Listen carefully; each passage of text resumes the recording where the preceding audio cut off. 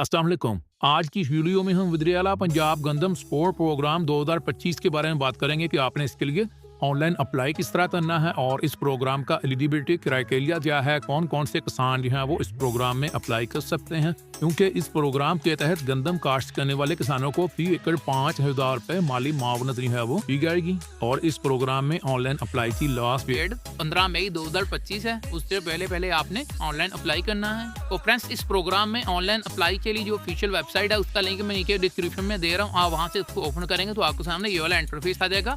और फ्रेंड्स, अब देखते हैं कि आपने इस प्रोग्राम में ऑनलाइन अप्लाई किस तरह करना है। लेकिन उससे पहले आप सबसे रिक्वेस्ट है कि अगर आप चैनल पे नए हैं, चैनल को सब्सक्राइब कर लें और बेल आइकन को भी प्रेस कर लें। तो सबसे पहले आप देखते हैं कि इस प्रोग्राम में अप्लाई के लिए अहलियत का म्यार क्या है। तो उसके लिए आपने थोड़ा सा नीचे स्क्रॉल डाउन करना है। तो यहाँ पे आप देख सकते हैं कि मकासद में उन्होंने बताया हुआ है कि सूबा पंजाब में 12.5 एकड़ तक मलकियत के हामिल गंदम काश्त करने वाले किसानों, इसमें मालकान और मुजारिन, मतलब कि आपने अगर ठेके पर भी ज़मीन ली हुई है तो फिर भी आप इसमें अप्लाई कर सकते हैं। वज़ीर-ए-आला पंजाब गंदम सपोर्ट प्रोग्राम 2025 के तहत 5,000 रुपए फी एकड़ माली मुआवनत जो है वो बैंक ऑफ पंजाब के जरिए फराहम की जाएगी। और थोड़ा सा नीचे देखें, यहाँ पे एलिजिबिलिटी क्राइटेरिया भी उन्होंने दिया हुआ है। तो फ्रेंड्स, यहाँ पे उन्होंने अहलियत के म्यार में बताया हुआ है कि दरख्वास्त गुजार जो है वो मालिक भी हो सकता है या ठेकेदार भी हो सकता है। उसके अलावा ज़्यादा से ज़्यादा ज़रूरी रकबा जो है वो 12.5 एकड़ तक होना चाहिए। ठीक है, अगर उससे आपका रकबा जो है वो ज़्यादा है तो फिर आप इस प्रोग्राम में अप्लाई नहीं कर सकते। 1 एकड़ से लेकर 12.5 एकड़ तक अगर आपका रकबा है तो फिर आप अप्लाई कर सकते हैं। चलिए फ्रेंड्स, अब देखते हैं कि आपने ऑनलाइन अप्लाई किस तरह करना है। उसके लिए हमें थोड़ा सा ऊपर स्क्रॉल अप करना है। तो यहाँ पे देखें, अप्लाई करने का ऑप्शन आपको मिलेगा। इसके ऊपर आपने क्लिक कर देना है। जैसे ही क्लिक करेंगे तो आपको सामने इस तरह एप्लीकेशन फॉर्म जो है ये ओपन हो जाएगा। तो एप्लीकेशन फॉर्म भी बहुत ही सिंपल है। सबसे पहले आपने बताना है कि आप मालिक हैं या काश्तकार हैं। ठीक है, जो भी है, अगर आपने ठेके पे ज़मीन ली हो तो आपने ये टेनेंट वाला ऑप्शन ये वाला सेलेक्ट कर लेना। अगर मालिक हैं तो ओनर वाला। ठीक है, उसके बाद आपने अपना नेम लिखना as per CNSE, father name लिखें। उसके बाद फिर आपने अपना CNSE नंबर और उसके बाद अपना फ़ोन नंबर लिखना है। कोशिश करेंगे फ़ोन नंबर आप वो वाला दें जो आपको CNSE पे रजिस्टर हो। और उसके अलावा अगर आपने किसान कार्ड बनवाया हुआ है तो वहाँ पे भी जो आपने नंबर दिया हुआ था ना, तो वही वाला आप नंबर यहाँ पे मेंशन करें। ठीक है, उसके बाद उन्होंने बैंक अकाउंट जो है वो मांगा है। ठीक है, उसमें आपने सबसे पहले बैंक का नाम बताना है। ठीक है, ये बैंकों की लिस्ट जो है वो उन्होंने दी हुई है। जिस भी बैंक में आपका अकाउंट है उसका नाम यहाँ पे इस तरह सेलेक्ट करें और उसके बाद आपने यहाँ पे अकाउंट नंबर लिख देना है। अगर आपका किसी भी बैंक में अकाउंट नहीं रहा तो इसको आप खाली भी छोड़ सकते हैं, ये ऑप्शनल है। यहाँ पे आप देख सकते हैं कि इसके साथ रेड स्टारिक नहीं है। तो ऊपर वाली फील्ड जो है इनके साथ रेड स्टारिक अगर आपने लाजमी फिल करनी है, लेकिन ये वाली जो है ये ऑप्शनल है। अगर आपका बैंक अकाउंट है किसी भी बैंक में वो आप यहाँ पे मेंशन कर दें, अदरवाइज इसको एज इट इज खाली रहने दें।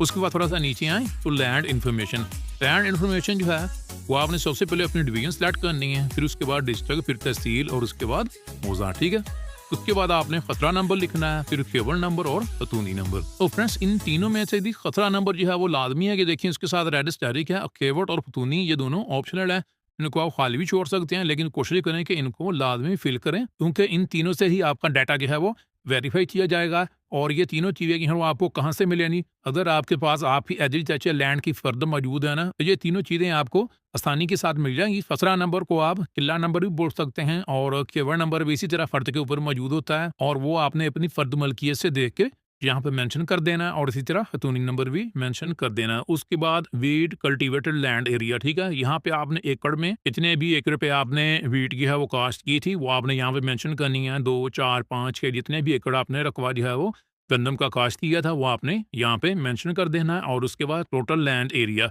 वो आपने यहाँ पे मेंशन करना है। ठीक है, मतलब कि अगर आपके नाम टोटल 10 एकड़ रकबा है, 5 एकड़ पर आपने गंदम काश्त की थी तो यहाँ पे आपने 5 एकड़ लिखने हैं और यहाँ पे कुल रकबे में आपने 10 एकड़ जो है वो लिखेंगे, क्योंकि आपके नाम टोटल 10 एकड़ जो है वो रकबा था। तो इस तरह आपकी लैंड इन्फॉर्मेशन जो है वो कंप्लीट हो जाएगी। और यहाँ पे एक सबसे इम्पोर्टेंट चीज़, अगर आपका रकबा जो है वो एक से ज़्यादा तहसील या एक से ज़्यादा डिस्ट्रिक्ट में मौजूद है तो फिर आपने यहाँ पे किस तरह एंट्री करनी है, क्योंकि आप यहाँ पे एक ही CNSE पे एक ही दफ़ा अप्लाई कर सकते हैं। अब आपकी जो लैंड है वो एक से ज़्यादा डिस्ट्रिक्ट या एक से ज़्यादा तहसील में है या एक से ज़्यादा मोहताजात में है, तो फिर आपने उसकी किस तरह एंट्री करनी है। तो उसके लिए क्या करना है, आपने यहाँ पे आपको ऐड लैंड का ऑप्शन मिल रहा है, इसके ऊपर आपने क्लिक करना, ये देखें इस तरह। और सेम ये वाला फॉर्म जो है वो आपके सामने फिर अगेन ओपन हो जाएगा। एक डिस्ट्रिक्ट, तहसील या एक गांव का रकबा जो आपके नाम पर है वो आपने यहाँ पे एक फॉर्म में आपने मेंशन कर देना है। का या दूसरे डिस्ट्रिक्ट का आपने जो रकबा है वो आपने यहाँ पे मेंशन कर देना है, ठीक है। तो इस तरह अगर आपका इससे भी ज़्यादा है या 2, 3, 4 है, ठीक है, तो आपने ये ऐड लैंड वाले ऑप्शन पे क्लिक करके उसको ऐड करते जाना है। ये देखें इस तरह कि आपके सामने अगेन ये फॉर्म जो है वो ओपन हो गया, ठीक है। अगर आपके पास ये ज़्यादा फॉर्म आपने जनरेट कर लिए हैं तो आप यहाँ पे डिलीट वाले ऑप्शन से क्लिक करके इसको डिलीट भी कर सकते हैं इस तरह, ठीक है।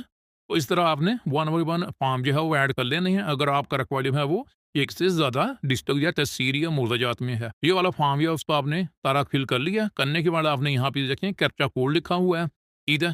तो इसको आपने सम करके यहाँ पे लिख देना है। अगर आपको ये वाला क्वेश्चन या समझ नहीं आया तो आप यहाँ से एरो वाले ऑप्शन से भी इसको क्लिक करके चेंज कर सकते हैं, ठीक है। ये देखें क्वेश्चन चेंज हो गया और यहाँ पे इसका आंसर आपने देना है। देने के बाद आपने सबमिट कर देना है। तो फ्रेंड्स जैसे ही आप अपना एप्लीकेशन फॉर्म या उसको फिल करने के बाद सबमिट करेंगे तो आपको सामने इस तरह सक्सेस मैसेज जो है वो शो हो जाएगा, एप्लीकेशन सबमिटेड सक्सेसफुली। और फ्रेंड्स अब आपकी एप्लीकेशन जो है वो सबमिट हो चुकी है। इसके बाद आपका डाटा जो है उसको वेरीफाई किया जाएगा। अगर आपका डाटा जो है वो वेरीफाई हो जाता है उसके बाद आपको फी एकड़ 5,000 रुपये दंदम पर सब्सिडी जो है वो दे दी